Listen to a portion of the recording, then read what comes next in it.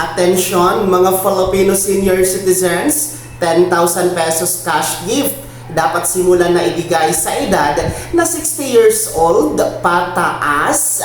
Ano nga ba ang existing na batas na para sa benepisyo ng ating mga seniors sa ngayon? Natin pag-uusapan mga ka-vlogs bago magtapos ang 2025. Well, anyway po, saan po kayong dako sa mundo? Kumusta kayo mga ka-vlogs? Kung bago ka pa lang sa akin channel o di ka pa nakasubscribe, i-click nyo muna ang subscribe button na nasa baba. Maraming salamat po. Well, anyway po, magtatapos na kasi tayo sa taon na 2025. Naku po, ang bilis ng panahon mga ka-vlogs. At mag-2026 na nga po tayo. Kaya naman po, meron tayong mga benepisyo sa ating mga nakakatanda na dapat po ninyo malaman at ma-update dapat kayo. Sa ngayon kasi meron tayong existing na dalawang cash gift na meron po sa pamamahala ng National Commission of Senior Citizens or NCSC. Una na po riyan ay ang ating Centenarian Act of 2016 kung saan when you reach the milestone of 100 years old, bibigyan po ikaw ng gobyerno ng cash gift na 100,000 pesos. So yan po ay nasa pamamahala ng NCSC simula noong Enero 1 ng taon na ito 2025. Pero dahil nga po, hindi lahat ng mga senior citizens ang nakakaabot sa 100 years old, hindi talaga lahat mga ka-vlogs. And kung makakaabot man sa 100 years old, talagang hindi mapapakinabangan dahil napupunta lamang po sa mga anak o pamilya o gamot pagpapa-hospital ng 100 years old na senior citizens. Kaya naman po, ang ginawa ng ating mga mambabatas ay inamindahan ang Centenarian Act of 2016. Kaya nga po nagkaroon ng Expanded Centenarian Act cash benefit mga ka-vlog o yung Republic Act 11982 kung saan instead of 100 years old, binaba po sa 80 years old, 85 years old, 95 years old, at 95 years old. Kung kayo po ay makakaabot sa mga milestone na edad na yan, uulitin ko, 80, 85, 90 at 95 anyos, bibigyan ikaw ng gobyerno ng cash gift na 10,000 piso. So 10,000 piso lamang ito dahil bilang paghahanda kung kayo po ay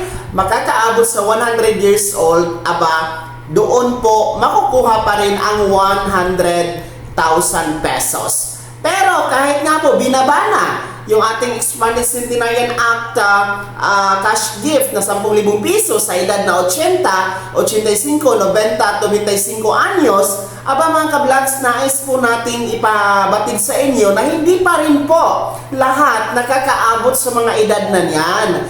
Dahil ayon sa pag-aaral, ang lifespan po o ang buhay ng mga Filipino ay talagang hindi aabot sa mga itinakdang edad na yan para makakuha ng cash gift mula sa ating gobyerno. No? And kadalasan po sa umaabot ng 80, lalong-lalo pa kung ordinaryong senior citizens, yung batak na batak sa pagtatrabaho, noong mga kabataan nila, talagang mahihina na ang mga yan. Hindi na nakakakain ang gusto nila, hindi na po nakakagala. No?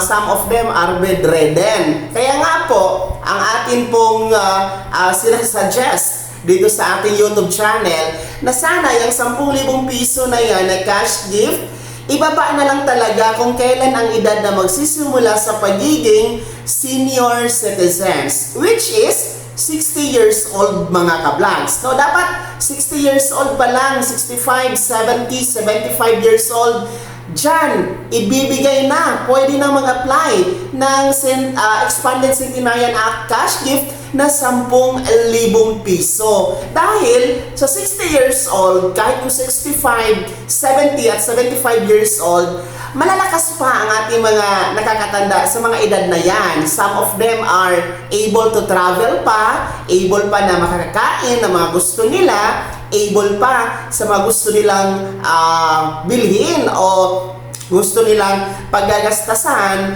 ng kanilang makukuhang cash gift. Di ba? Kasi nga, nasa edad pa lang na 60, 65, 70, and 75 years old, no, maagang senior citizen na edad pa yan. Unlike, no, di katulad sa edad na 80, 85, 90, 95 anyos, at yung 100 years old, nako po, swerte na lang talaga na aabot sa mga edad na yan, mga ka-vlogs. Kaya dapat, yun yung pag-iisipan ng ating mga mambabatas dyan sa Kamara at sa Senado na amyendahan ulit ang Expanded Centenarian Act Cash Gift o yung Republic Act 11982 at ibaba ito sa 60 years old, 65, 70 at 75 years old. Dahil kung seryoso pa ating mga mambabatas, kayang-kaya mo yan, mga ka-vlogs. Baka natatakot lang kasi sila na ibaba sa 60 years old kasi marami po ang umaabot sa 60 years old. Baka kasi yung mga batas nila ginagawang 80 years old, 85, 90,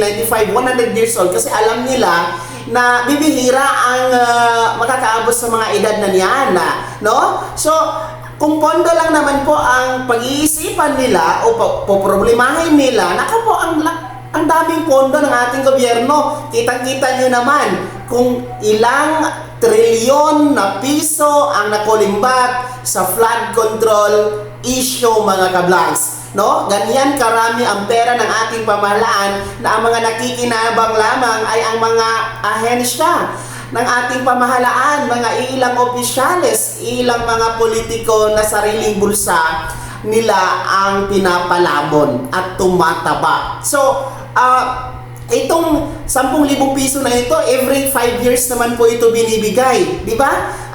Sa existing natin ngayon, 80, 85, 90, at 95 years old. Kung ibaba natin sa 60, 65, 70, at 75 years old, every 5 years ka lang magbibigay ng 10,000 piso, mga ka-vlogs. No? Hindi yan aabutin ng trilyon every 5 years na budget, mga ka-vlogs. Kung gusto lang. Kaya lagi ko pong sinasabi, pag gusto, may paraan. Pag ayaw, maraming dahilan. Yan po ang katotohanan, mga ka-vlogs. Kaya yan po ang ating panawagan sa ating mga mamabatas dyan sa Kamara at pati sa Senado na sana pagtungtong ng 2026 makikita naman lang nila ito, no, na magiging ibaba sa 60 years old makikinabang sa 10,000 piso na cash gift. Di bali na steady yung 100 years old na 100,000 pesos cash gift, mga ka-vlogs. Isa pa, no, lalong pinapahirapan din po. Nakikita natin mas mahirap po ang mga requirements na hinihingi sa ating mga nakakatanda to avail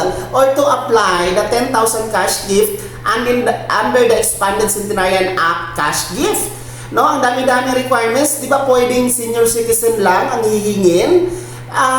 Naku po, hinihingan pa ng whole body picture, hinihingan pa ng birth certificate. Alam nyo naman, mga nakakatanda sa noong unang panahon, hindi uso po ang pagpaparehistro sa birth certificate, no? Hinihingan pa ng mga valid ID.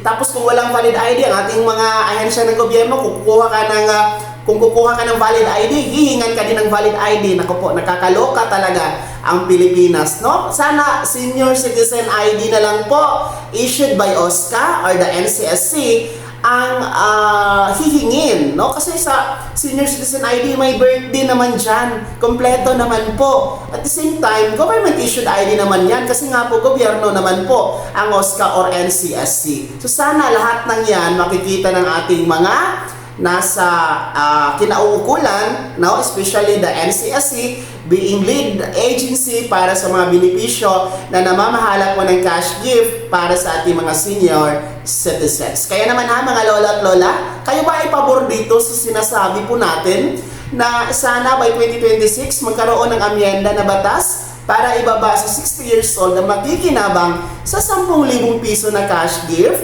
Ibahagi na po yung komento at reaction sa balitang ito sa comment section na nasa baba. Maraming salamat sa panonood. God bless us all at mag-ingat po tayo, mga lolo at lola.